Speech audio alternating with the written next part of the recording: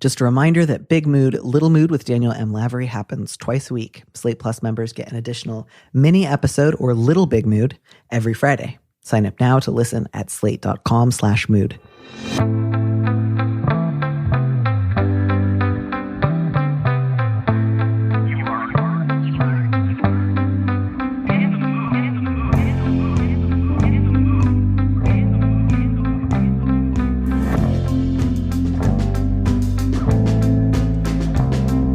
Hello and welcome back to Big Mood, Little Mood. I'm your host, Danny Lavery, and with me in the studio this week is Auyon Mukharji, a writer and musician based in Massachusetts. He's a member of the band Darlingside, and he's also working on an Indian cookbook with his mother, Jyoti. Auyon, welcome to the show. Thank you so much, Danny. It is a pleasure to be here. And secretly also in the studio this week is my last guest, Elisa Gonzalez. She's still here. You heard her last week, but through the magic of audio recording, that hasn't happened yet. That week has not yet elapsed. So she just stuck around. The three of us met at summer camp earlier this summer. I haven't shut up about it. I've been bringing you all on my show because I had such a nice time at summer camp. Auyon taught me to juggle, taught me how to slackline. Elise and I had perfect opinions and watched a bunch of amazing old movies together and screamed at beautiful clothes. So as far as I'm concerned, you two both know how to live in ways that other people don't. And I think everyone who listens to the show should benefit from your experience. I am honored and concerned that I might not live up to these expectations, but I'm ready. I'm ready to try. I think you're going to do great. And just in case anyone listening wants to know, like, what's going on in everyone's lives, what's changed, Auyon recently lost most of his clothes to the great country of Canada, which I guess just didn't want you to have clothes anymore. Yeah, they took them from me at the airport and told me they would get them back, that I would get them back at the end of my flight with Air Canada. And turns out that it might take 45 days. 45? Yeah, that's what Air Canada has all of their English-speaking assistance is outsourced to India. And so I've been speaking with a lot of Indian folks at call centers. And the last call, I was just calmly instructed to just wait for the 45 days that they advised it might take. I think after that is when they just pay you for the luggage, assuming it's lost forever. I like the idea of calmly waiting. I think you're good at calmly waiting. I hope that you're rewarded at the end of it. But it does kind of make it sound like they're doing something really perverse with your clothes. Like, we have them. We're just not ready to give them back. And we're not going to be finished with what we're doing until a month and a half. They're embroidering little Canadian flags on all my stuff, though, which would be pretty cool. You know, I'd be respected as a world traveler. Yeah. Well, all right. So just with that sort of minimalistic enforcement on your mind, hopefully that's going to be an energy that we can bring to bear to our problems today. I'm really excited about our first letter because, as you two will remember, this happened to all three of us in real life. We met at a writer's residency and we all quickly got along very well. So well, in fact, that people would occasionally say, "What's going on here?" And we would sometimes joke, "Well, we're just a 5-person polycule in the way that you do." And that's kind of what seems to be going on here. Like, the main issue is sort of like, am I in a couple? Am I in part of a friend group? Am I in several different open relationships, some of which I hate? And like, where do my rights begin and end, and where do somebody else's rights begin and end? And I think that's a really interesting way to think about human relationships. Also, I love the fake names the letter writer chose for this. I assume this is most of the cast of Ratatouille. I saw Remy and I made an assumption. It's been a while since I saw Ratatouille. The subject is Tainted Love. Remy and I began dating 2 years ago. We met in a close-knit circle that had formed during the pandemic. As soon as Remy and I became a couple, however, Remy's roommates Amy and Adrian started acting weird. Amy made a strange comment about how glad she was that Remy was dating someone of my racial background. Adrian started an outright beef with me about something trivial and was often rude to me at social gatherings. Amy sometimes seemed upset when she saw me with Remy. I later found out through mutual friends that she was angry I was spending time in their apartment and that she had harbored feelings for Remy for a long time. Amy made some strange overtures to Remy which I found inappropriate, like inviting herself to his parents' house and posting couple-y pictures of the two of them on her Instagram. Then she started avoiding him and spreading rumors. Adrian moved away last year. The problem is that Remy is still mourning his relationship with Amy and Adrian. He considers them, quote, some of the best friends he has had since moving to the city and blames me for losing them. Although he is mostly a very sweet guy, he will occasionally bring this up. I was also sad to lose 2 friends I cared about, but his resentment troubles me. I don't know if there's a particular place either of you would like to start with this. I feel like some of the objections the letter writer brings up make a lot of sense to me, whereas some of them don't. So I'm wondering if maybe you two would care to join me in trying to not necessarily rank them, but to decide like which ones feel like that's troubling or worth discussing and other ones that maybe we could encourage the letter writer to let go of. Does that seem reasonable? Yeah. I'm on board. Great. So Amy made a strange comment about being glad that Remy was dating someone of my racial background. That's weird, right? It was deeply weird, I thought. I don't know. I mean, yeah, I don't know when that's general commenting positively or negatively about racial backgrounds is pretty tricky stuff. And I think, yeah, it's not like, oh, if you say I'm really glad he's dating someone of your racial background, suddenly someone's supposed to feel good about it. Like, obviously it'd be worse if she had said I'm feeling bad about it, but it doesn't make it good that she said I've noticed your race and I approve. I was amusing myself trying to guess what arrangement of racial backgrounds was happening. I'm glad you amused yourself with that. Do you want to share with the class? It was just an imaginative project. I was like, I am glad that they are doing this because it expands Remy's horizons. Is it like, I'm glad because I just think people who look like you are so good? I don't know. It was so strange, but clearly motivated by something else. it's possible maybe if they're all 3 of the same racial background that it's like not as weird. Okay. But that seems like something that the letter writer might have included. I think I have your sense there as well. That would probably be the least weird out of all the possibilities, but I do think the letter writer probably included it because it felt like alienating. Mm-hmm. So I think that the next sort of section I feel less solid about, and part of that's just because it involves so much vagueness. And I don't mean to say like the letter writer did a bad job describing their situation, just I don't know what starting an outright beef about something trivial looked like. I don't know if the rudeness was something that like letter writer, you and your partner both noticed. I don't know if you ever said anything. Then there's, I learned from some mutual friends that Amy was mad and that they thought she liked Remy. And I just wonder so much later, were there maybe missed opportunities to have clarifying conversations that could have prevented? Because the thing that really stuck out to me was I later found out through mutual friends that Amy was angry I was spending so much time in their apartment. And I just wondered, I've certainly experienced this in my life when you're in a group of friends and then 2 people start dating. Sometimes the assumption is just everyone will be so happy to be around us in our dating capacity in the same way they might have been when we were just friends. But if you're living together as well, suddenly it's like, well, now your girlfriend's always over here. And that to me, it seemed like a possibly reasonable objection somebody might have. How did that strike you, Auyon?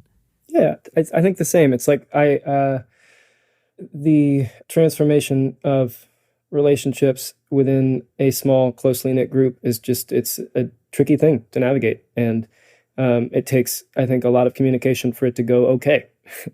and there can be, like, jealousy can crop up even in non-romantic capacities. And so I think the discussion of, like, Amy being jealous, potentially, I get that. But also maybe Adrian was getting jealous, not because of anything romantic, but just the way that time is spent. Like, I know that in college, for me, like, when one of my friends started dating someone else and all of the time was spent there or she was always around, it was just like, it made for it transformed the vibe of any hang. And I think being aware of that is useful. Yeah, I totally agree. I think transforming the vibe of a hang, again, not that that's like a sacred thing that must always be protected with swords, but it is a big part of why people hang out. And I think sometimes in conversations like this one, it can be easy to reduce it to, well, Amy must just be jealous because she wanted to go out with Remy, and that's the only possible interest she could have here. Whereas oftentimes people can experience jealousy or even just like a desire to maintain some degree of an independent friendship when a friend gets into a new romantic relationship that is not just to be dismissed as mere jealousy, or you just want to be the girlfriend instead of the friend, and that's all that it is. So I do think I want to encourage the letter writer, even though a lot of this is at this point sort of hypothetical, to at least consider what are ways that we maybe could have talked about this a little bit better between the 4 of us about checking in earlier, or in the future, if I start to date someone or am friends with someone who I'm also friends with their roommates and some of us are dating, like how do we check in and say, is it helpful to have a few nights a week where we're not going to be spending the night together here just because people need space? That's reasonable. So I also just would encourage you, letter writer, sometimes it's easy if you hear from other people something that kind of confirms your prior assumptions about another person to treat that as just gospel truth. And given that Amy genuinely said something fucked up to you, and then also there was just like weird, troubling, slightly confusing behavior that you didn't quite know how to navigate, all of that's real and understandable. But I worry that there's going to be a tendency here. Well, my mutual friend said that she didn't like how much time I was spending in their apartment, and she had liked Remy for a long time. And you're just going to take that as like, that's it. That's the only explanation. But just bear in mind, like, you heard that from other people. You heard that secondhand. I don't know if that means that she had at one point said, yeah, it's kind of frustrating having them in the like common room all the time. And I wish sometimes we had more time to just like be chill roommates. Or she said, I fucking hate that letter writer is here all day. Like, it could be anything in between those two things. You just don't know. You only got it secondhand. And same again, I don't know. Maybe she said to them, I'm deeply in love with Remy. I wish I was Remy's girlfriend. I wish I could cut apart the letter writer with knives and replace her. But probably it wasn't quite up to that level. So I would just encourage you to give a little less weight to that in terms of thinking about. So that's some of the assigning. Inviting herself to his parents' house, I just don't think is that weird. No, I mean, to me, this felt like the letter writer is kind of saying, like, there are certain categories of things that only a girlfriend should do. And sure, when it comes to, like, I don't know, having sex together, you can reasonably expect that that's going to be something exclusive to you. But I think inviting yourself over to a friend's parents' house is like not weird. Yeah. And it feels a little bit more like you were just already having trouble with Amy and you want to add to your list of objections. And I really just think posting couple-y pictures of the two of them on her Instagram is like, if the two of them were hanging out and they took a picture, how could they not look like a couple? It's two people. That's one couple. To me, that was just totally like, that's not a real thing. I don't know, Auyon, if you felt differently about that, but to me, that just felt like you have other stuff you're really mad about. This is not real. Well, he definitely has feelings about Instagram. But. Oh yeah, well, so you have a healthy relationship to Instagram in that you have it and don't use it. Has that brought you a lot of joy and peace in your life? It's so good. Yeah, I recommend it to everyone. No one's saying, hey, you took a picture with a friend recently that looks too much like you're a couple? Yeah, no, I'm assuming it's pretty common to put pictures of yourself and people you hang out with on Instagram and upload it. Yeah, that's a standard move. Pretty standard. Yeah, I'd say that the line between what is and isn't couple, unless you're allowed to write captions, right? Unless you write a caption, look, we're a couple. I can see there that maybe it's a little less vague. But if someone wrote, look, we're a couple underneath the photo, I would assume they were joking because that sounds psychopathic. Wow. It sounds so difficult to navigate. You all must have such finely honed skills that I lack. Yeah, it strikes me as a thing that is very hard to pin down, or at least something that's not worth. I think your take on it, Danny, is exactly where my head is at too. Just like at this point, we're looking for things that are not feeling great. And I really get it when you're really mad at someone. I don't know if you're familiar, either of you, with the expression bitch eating crackers. Mm-hmm. You explained it to me recently. Great. And I know I've explained it on the show, so I won't explain it again. But I think that's where this letter writer is. And it's also just like, and another thing, when she hangs out with Remy, she posts pictures of him, which is like, that's pretty normal.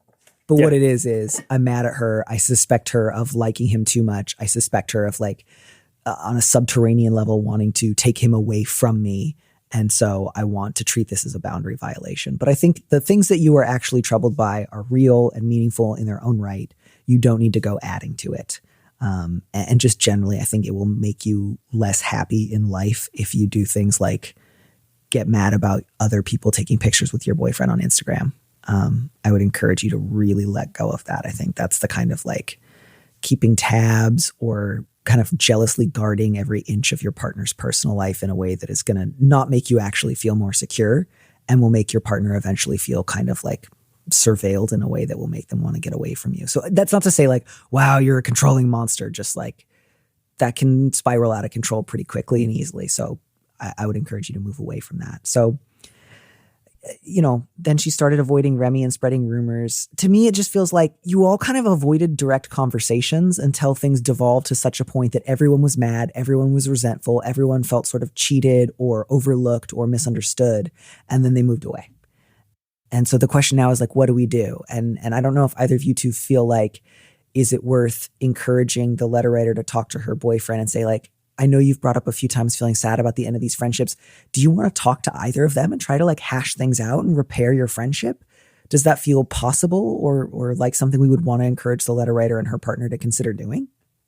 Or do you think it's like water under the bridge, these friendships are lost, but in the future you can avoid repeating these mistakes? Auyon, you go first. Yeah. So the mourning the friendships, like it sounds like Adrian moved away flat out.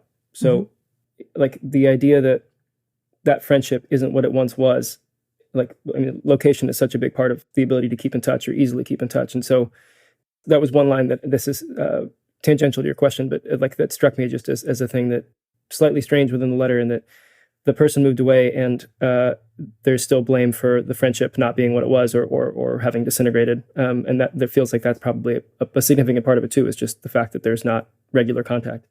But no, I would advocate, I think I generally am in favor of being in touch, even to check in, even if there's not really a hope, or it doesn't feel like there's hope of repairing the relationship back to where it once was, to even like not sit with potentially poisonous feelings or and checking in to see like where everyone's sitting, because it feels like there are a lot of assumptions that are made in this. Like there's a lot of intel from other sources, and sitting down and talking. I guess one of the questions is like whether that's a thing that Remy should do on their own, or whether it would be letter writer and Remy. And it like also like being the letter writer being blamed for the relationships falling apart.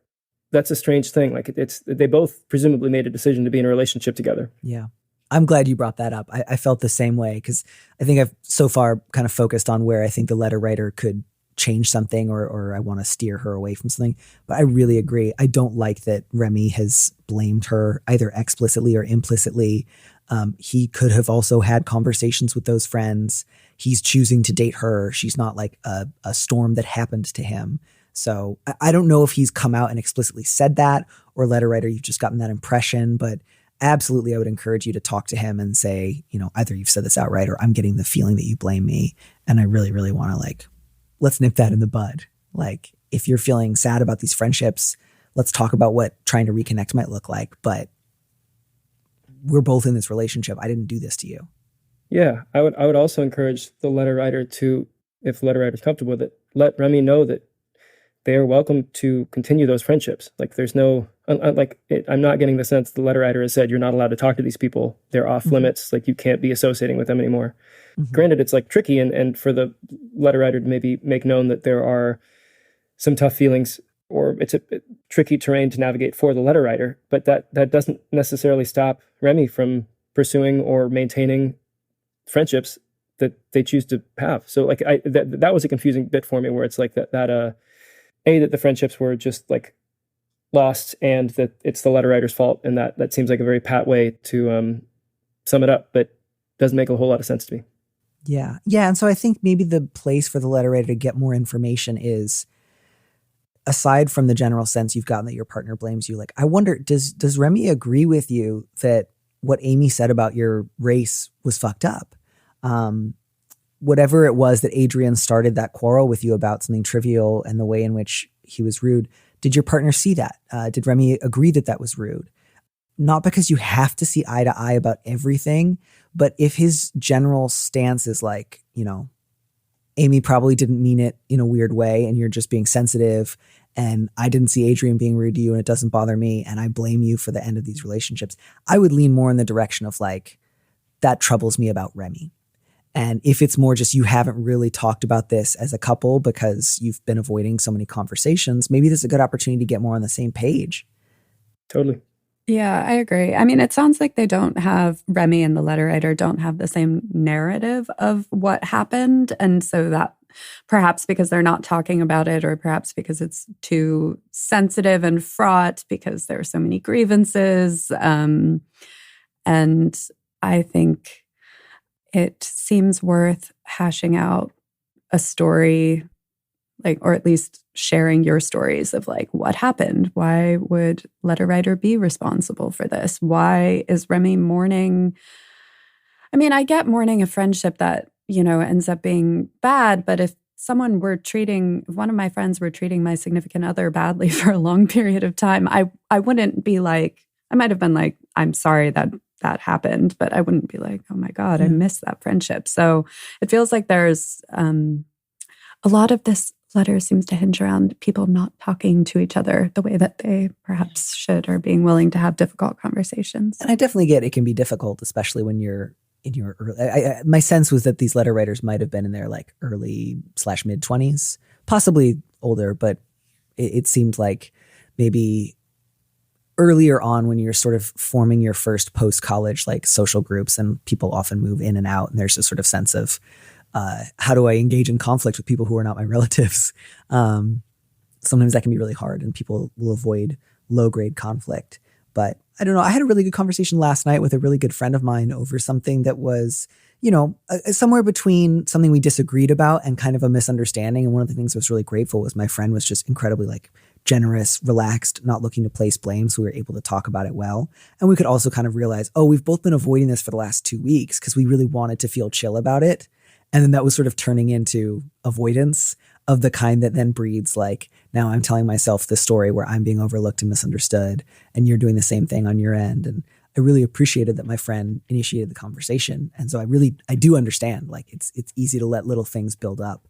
But it was also just really nice. And once we had that talk, it was great. And now I feel like we're just able to keep on trucking instead of like, this is kind of in the back of my mind. And if we fight again in the future, I'm going to bring it up, or like, then I'm going to be extra mad about it, which is something I always want to steer people away from when I can. Because I'm really good at convincing myself, I don't mind this, it's not a big deal. And then at the next disagreement, like bringing it up with like an extra layer wrapped around it. And now it's 10 times bigger. And I'm like, actually, it is a big deal.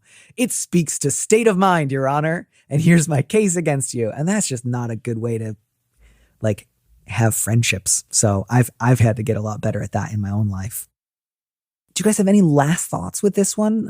Or should we move on to having the worst boss I can possibly imagine? Maybe letter writer, leave Instagram. That might also be helpful.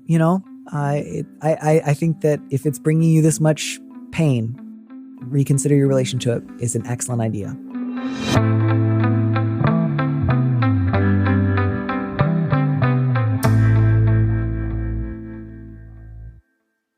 All right. We got one last letter before I let you both go.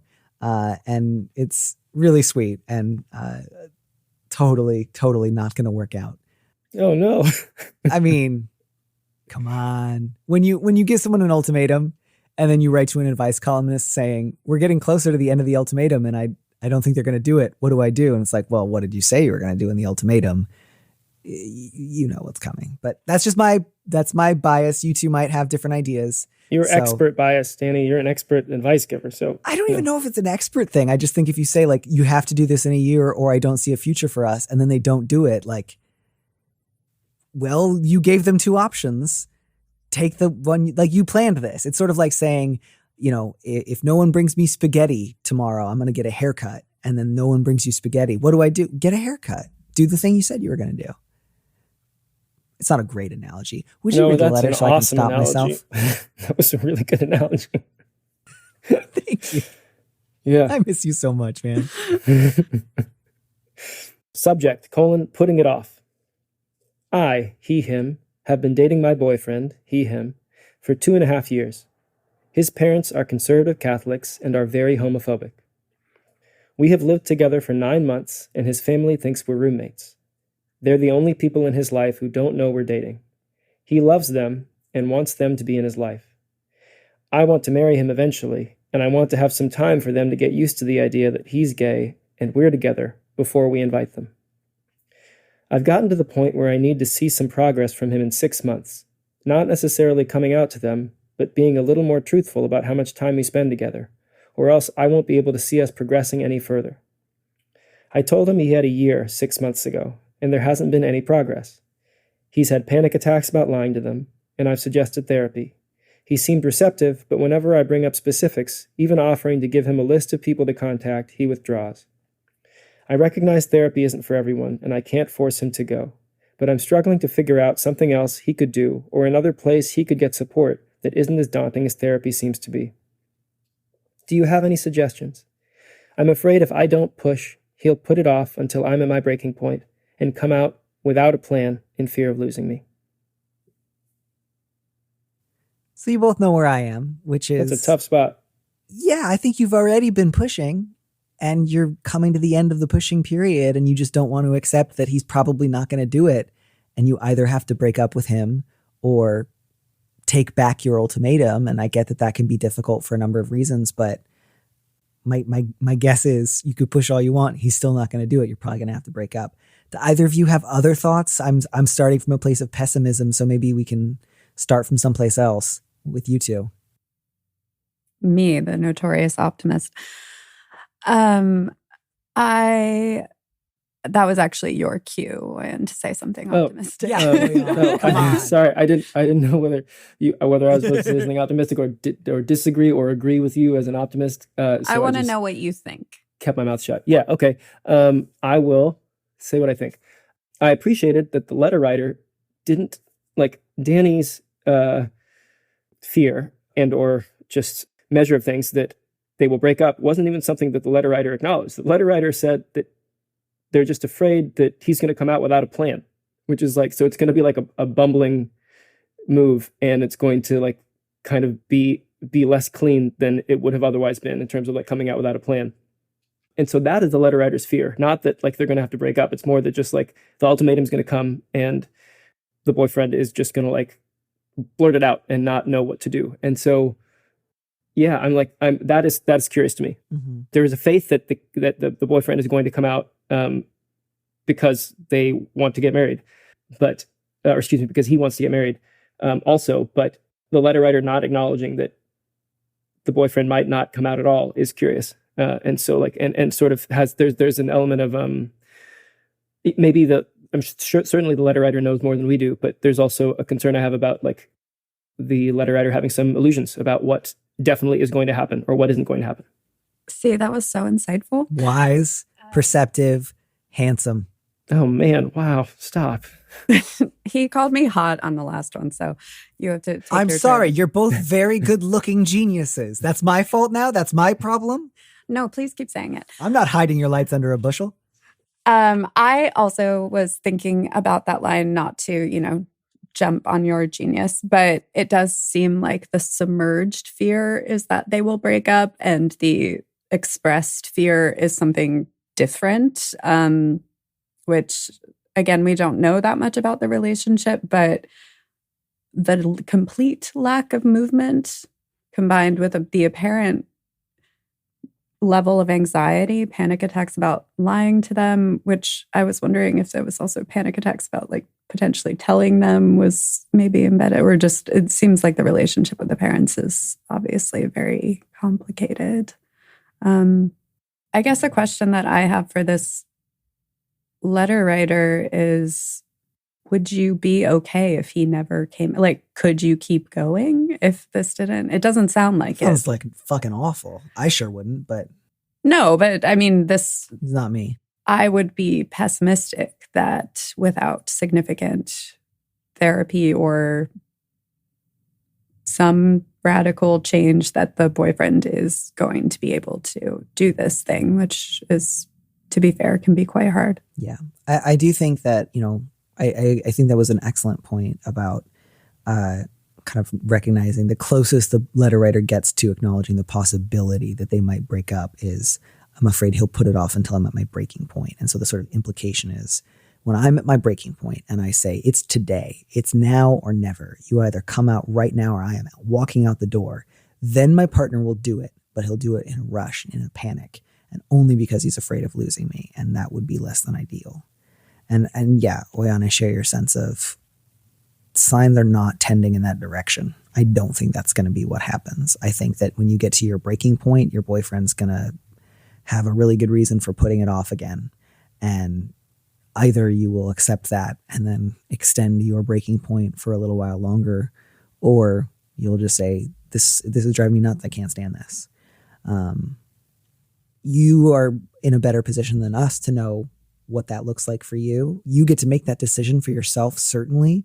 But I do think it's important to be honest with yourself. If you do reach the end of that time period and he has taken no steps and you say, I'm at the end of my rope, and he doesn't come out, if you do choose to stay, you will have a resentment with you. And I don't want to say that will make your relationship impossible or that you can't possibly work through it, but it will be there and it will be real and it will be important for you to find ways to talk about. And so far, it seems like your boyfriend has really been unable to talk about this. It's not even just that he's not willing to come out to them. It's also, you ask him, will you go to therapy? And he says, yes. And then you say, will you take steps towards going to therapy? And he says, hell no.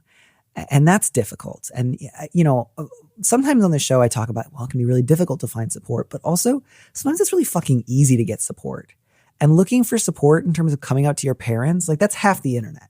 It's fucking everywhere. Again, I don't mean to make light of this. I understand that it's difficult, but coming out to your religious family is the subject of a lot of like books and movies and therapist specialties and support groups and like gay people's conversations. Like it's out there if you want to find it. He has so far like flinched away from trying to find it. So again, I just want to say, letter writer, not that he's unreasonable or bad or weird for being afraid of his parents or being sad about the possibility of losing them, but like, come on, it's not. You've been making it as easy as possible for him. It's out there. This is not an impossible thing for him to get support in figuring out how he wants to do it.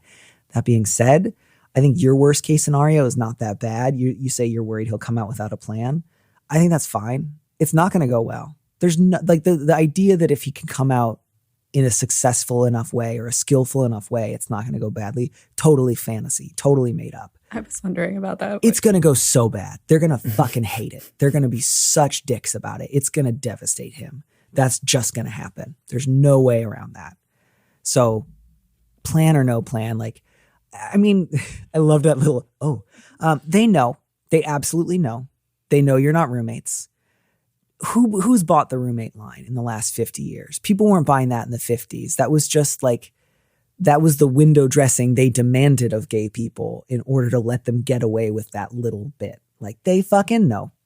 The reason that your boyfriend is constantly having panic attacks is because his family has spent a lifetime making it clear, if you ever try to fucking tell us about this, that will be the end of our love for you.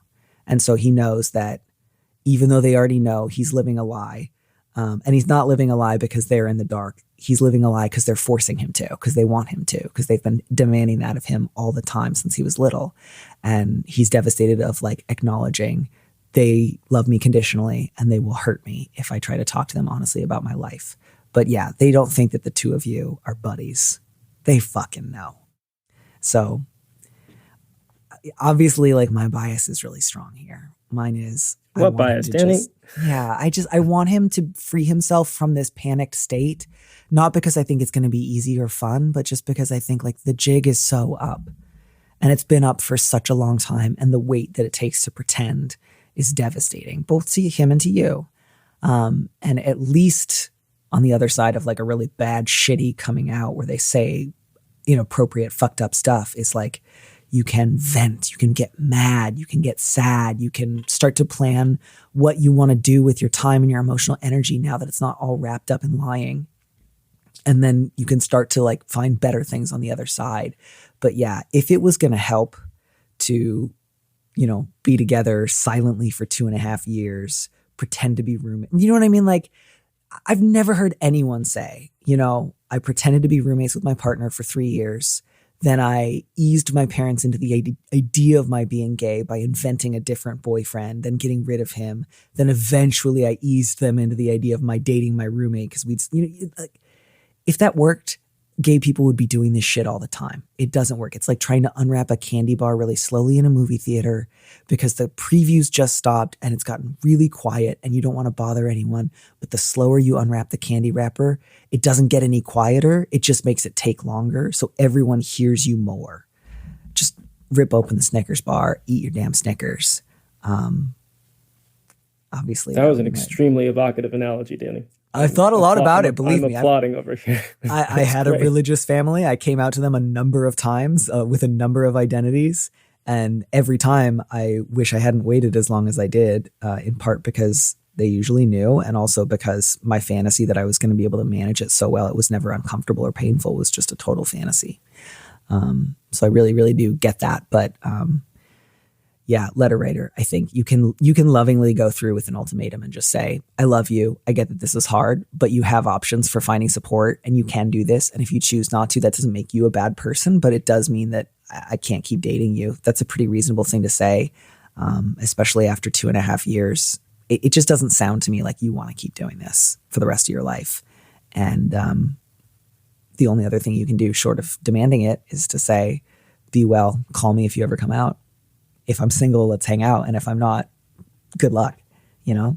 Yeah. It's the spaghetti or the haircut. Spaghetti or the haircut. And I think you kind of have to be willing to get the haircut. It's nice to get a haircut. I got a haircut the other day. It feels great. Every time I've ever gotten a haircut, it's because I woke up that day and I thought, if I don't cut my hair today, I will fucking die. Remember when you started to cut all my hair? Every time you get a haircut?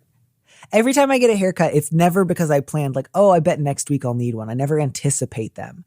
I only realize that I find the current length of hair I have completely intolerable. It's sort of like how whenever I break up with someone, it's almost always like within the day of realizing it. I've never been one of those people who's like, oh, I've been thinking about ending this relationship for a while.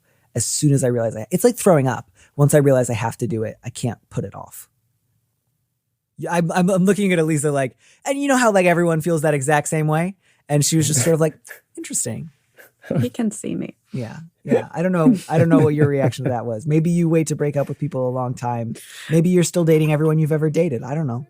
Yeah, totally. It's hard managing 15 relationships, but you got to do it. If anyone could. Only 15? Only 15. I had one other thing I wanted to add to this, or two things actually, to add to this discussion. One is the stakes, AKES, not EAKS, feel different within the letter to me. Like at the end, the letter writer writes about their breaking point. But at the beginning, the hope is to have the parents have some time to get used to the idea that he's gay and that they're together before they invite the parents to the wedding. And like, I think maybe I'm reading too much into this, but if the ultimatum is that you have a year to tell your parents so that they have time to get used to us being together before we get married so that everything can be like comfortable for the wedding, as opposed to you have a year to tell your parents before I vamoose.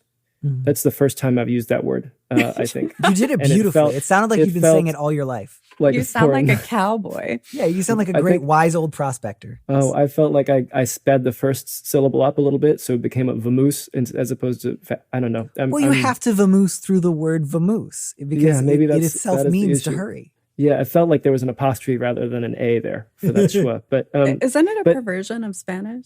It's like from vámonos. Oh, I'm sure. Yeah, that makes a lot of sense. Yeah. Anyway, continue. Sorry for being a pervert.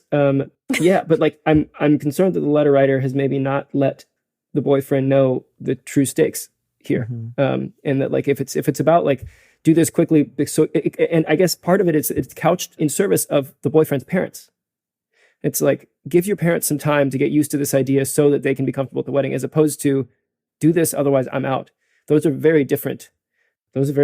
Period. There's like those evoke different senses of urgency in me. And so I would hope that the letter writer is sort of like letting the boyfriend know how important this is, because it seems like it's quite important, and it's not for the parents' comfort. It's for the letter writer to want to be in a relationship, is what it sounds like.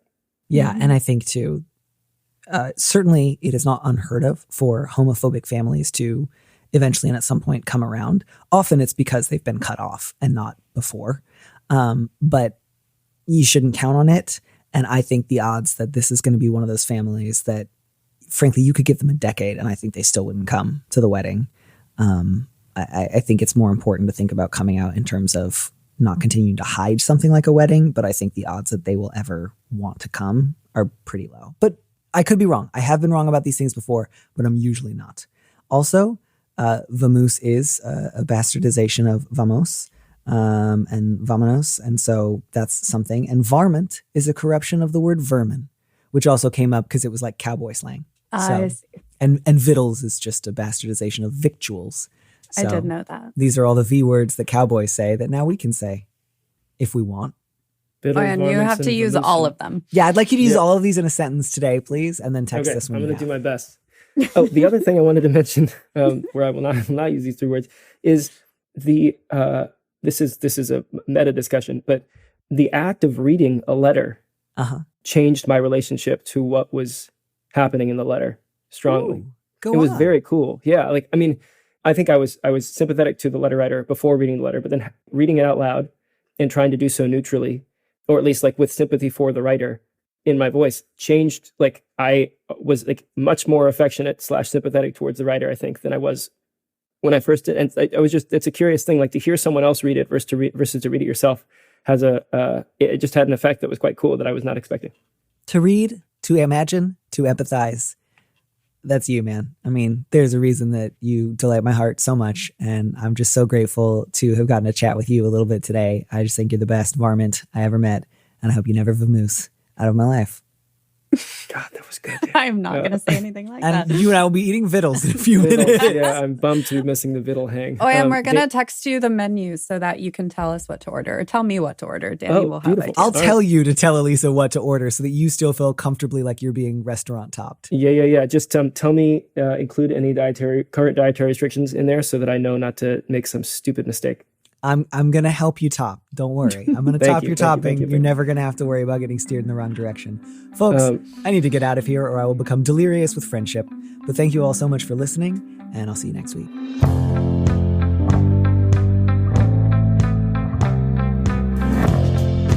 Thanks for joining us on Big Mood, Little Mood with me, Danny Lavery. Our producer is Phil Surkis, who also composed our theme music. Don't miss an episode of the show. Head to slate.com/mood to sign up to subscribe or hit the subscribe button on whatever platform you're using right now. Thanks. Also, please leave us a review on Apple Podcasts. We'd love to know what you think. If you want more Big Mood, Little Mood, you should join Slate Plus, Slate's membership program. Members get an extra episode of Big Mood, Little Mood every Friday, and you'll get to hear more advice or conversations with our guest. And as a Slate Plus member, you'll also be supporting the show. Go to slate.com/mood plus to sign up. It's just $15 for your first 3 months.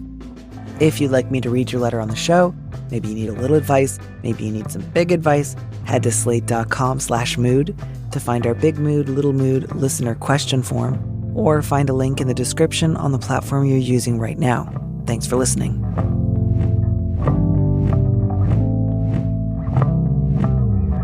And here's a preview of our Slate Plus episode coming this Friday. I think there's a reason that we all have avoided this kind of work as much as we can. Auyon, I don't mean to speak for you. I don't know if this... Danny, I love when you speak for me. Tell me why I'm here, please. I'm trying to figure it out. You're here because you're a delight and because you can turn the world on with your smile, like Mary Tyler Moore. I just assumed your spirit would not allow you to be contained in an office. That too. I once managed a pizza shop, and I kind of was the HR there, along with management and a lot of other duties that I'm not sure I performed 100%. But I know what an office is. I've seen one before. And you remember then, okay, so I realize this isn't the same as working at a nonprofit, but like when you were managing this pizza store, would you ever, if you saw someone generally like staying on top of their tasks, for example, if you ever saw someone standing and leaning against something, did you ever say to them, hey, if you have time to lean, you have time to clean? To listen to the rest of that conversation, join Slate Plus now at slate.com/mood.